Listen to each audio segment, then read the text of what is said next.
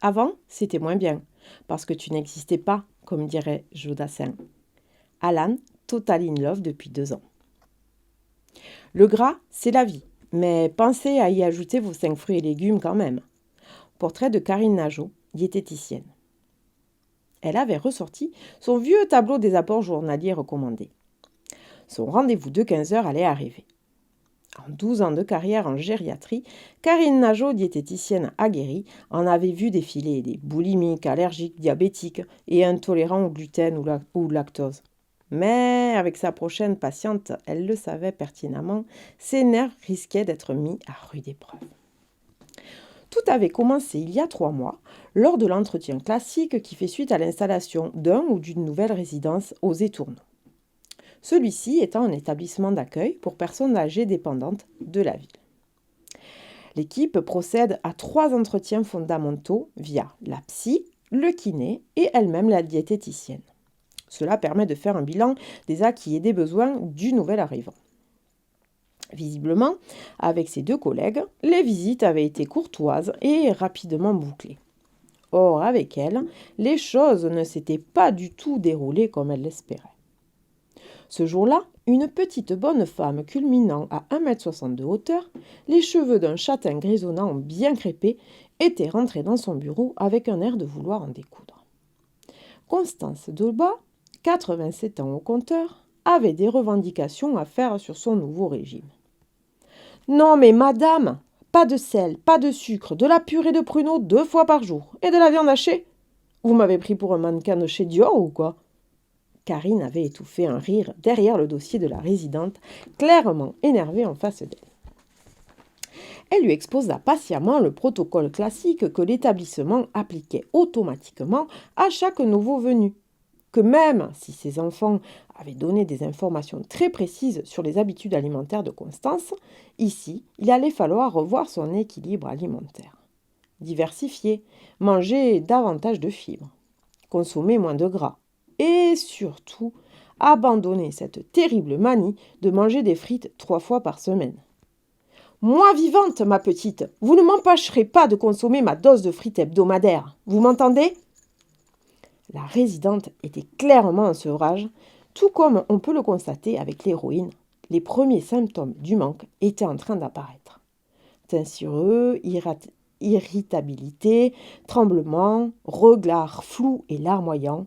Elle le lui expliqua. « C'est ma cataracte, triple buse. Et puis, je vais vous priver de sucre, moi, pendant 15 jours. On va voir comment vous vous en sortez. » Karine avait pris sur elle concernant le triple buse, car elle savait en parfaite professionnelle, largement reconnue par ses pairs, que l'acclimatation en EHPAD est toujours quelque chose d'éprouvant, tant physiquement que moralement. Perte de repères, perte de morale et d'énergie, perte d'appétit. « Je veux une bonne grosse côte à l'os avec des frites maison et un pain haut, avait clamé la petite mamie. Bon, visiblement pour elle, pas de perte d'appétit, nota-t-elle dans son dossier. Karine tenta vainement de lui assurer que le dimanche, les repas du midi étaient améliorés et qu'elle aurait droit à un verre de vin par repas. « Cette piquette ! Franchement, vous manquez de respect pour les petits vignobles de notre région, ma petite. Purée, jambon, piquette, tu parles d'un repas de fête. Je souhaite parler à votre direction. Hors de question de revivre les affres de la famille de 39-45. Merde !» Leur entretien s'était conclu sur cette tirade. Karine n'ayant rien pu tirer de plus de la vieille bique en face d'elle. Elle était patiente pourtant, mais là, clairement, elle avait réfréné ses envies de lui lancer son dossier au visage. Après 1 mois sans s'être revue, elle espérait que les choses s'étaient aplanies pour la résidente, pour laquelle elle avait réintroduit la viande en morceaux, le sel et le sucre. Constance était en régime normal, avec même l'autorisation pour ses enfants de lui porter son propre vin si telle était sa demande. Pas de restriction donc. Karine s'attendait tout naturellement à recevoir une résidente métamorphosée et pleine de gratitude. « Bonjour Constance, comment vous portez-vous aujourd'hui ? Je me suis permis de vous imprimer ce tableau concernant vos besoins nutritionnels journaliers. Cela vous aidera à comprendre la constitution de vos assiettes. » Le regard assassin Constance s'est assise face à elle, bras croisés, lèvres pincées. Elle regarde juste au-dessus de sa tête, comme si la jeune diététicienne était transparente. Karine ne se démonte pas pour autant et parle des bienfaits de chaque groupe d'aliments. Elle tente d'égayer ses explications par des exemples concrets quand soudainement la résidente lui coupe la parole. « Ça ne vous a pas suffi de me priver de frites. Maintenant, vous vous êtes mis en tête de me faire manger des brocolis. » Comme je viens de vous l'expliquer, Constance, avec l'âge, l'intestin devient paresseux. Il faut donc renforcer votre consommation de fibres. Tout ça afin d'éviter d'introduire des laxatifs dans votre pilulier. Autant passer par la méthode naturelle, non ? Karine avait pris son ton enjoué, le même qu'elle prend le soir avec sa petite fille de 4 ans, qui, au final, lui fait penser à une version miniature de la vieille femme acariâtre qui se tient dans son bureau. « Donnez-moi des laxatifs. » Quoi ? Karine, perdue dans ses pensées, n'a pas compris ce que la résidente lui a dit. « Filez-moi vos laxatifs. Moi vivante, aucun légume vert ne pénétrera dans mon organisme. Vous m'entendez ? Ça fait plus de 70 ans que je mange comme je veux. Vous n'êtes pas ma mère. » Purée, c'est quoi cette habitude de gonfler tout le monde avec l'obligation de manger des légumes ? Puisqu'on vous dit qu'on n'aime pas ça, bon sang ! La communication s'était à nouveau rompue. Constance aurait sûrement claqué la porte en partant si ses muscles le lui avaient permis.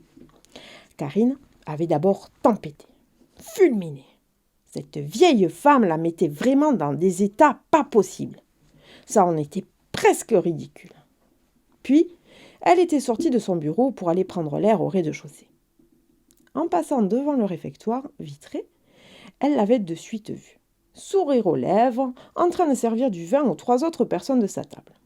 Il se dégageait de cette scène une réelle convivialité. Karine jeta rapidement un coup d'œil au menu du mardi affiché à l'entrée de la salle de restauration. Bavette de bœuf, sauce aux 3 poivres et frites. Elle reporta son regard sur une Constance totalement métamorphosée, une résidente qu'au final, elle ne reconnaissait pas, faisant rire aux éclats ses petits camarades de tablée. Une femme qui aimait le gras et détestait les brocolis. Une femme enfermée dans un lieu qu'elle n'avait pas choisi et qui pourtant essayait d'être heureuse. Elle fit demi-tour pour retourner dans son bureau. Elle y griffonna une note qu'elle glissa dans le dossier de Constance avant de partir s'aérer. On pouvait y lire « Frites à volonté ». À demain!